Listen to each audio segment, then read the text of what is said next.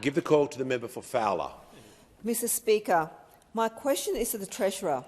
Will the Treasurer tell the House how can the government offer additional childcare relief for those earning up to $530,000 while removing the low and middle income tax offset for individuals and families earning less than $120,000 who need tax relief the most during a cost of living crisis?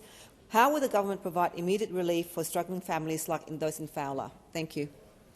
Give the call to the Treasurer. Once again, Mr Speaker, I appreciate the question from the member for Fowler and thank her for the conversations that we've had about cost of living in the past. We do recognise and we do understand that when inflation is high and rising for longer than we would like, then Australian families and Australians more broadly are under more pressure than we would like.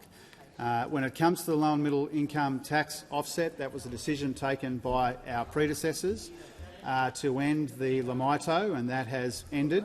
That's a decision that my predecessor, former Treasurer Frydenberg, made very clear. What we have tried to do in the budget and what we have done in the budget is to provide cost of living relief to your constituents and to all of our constituents in a way that doesn't add to inflation in our economy. We recognise that the reason why real wages are going backwards is because inflation is too high for too long.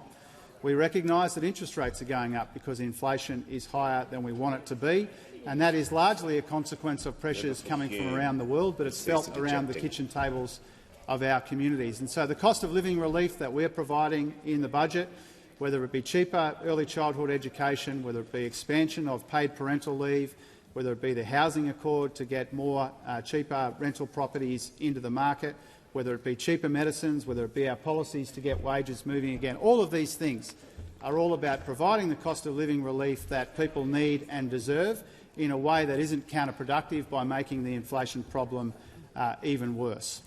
So that's the government's strategy here. The alternative would be to risk making the inflation problem worse, but there is something like $7.5 billion of cost of living relief flowing in the budget. Obviously, as we go through these challenging times, if there's more that we can responsibly do, obviously we will consider it, and we'll always try and do the right thing by her constituents and by all the people that we represent in this place.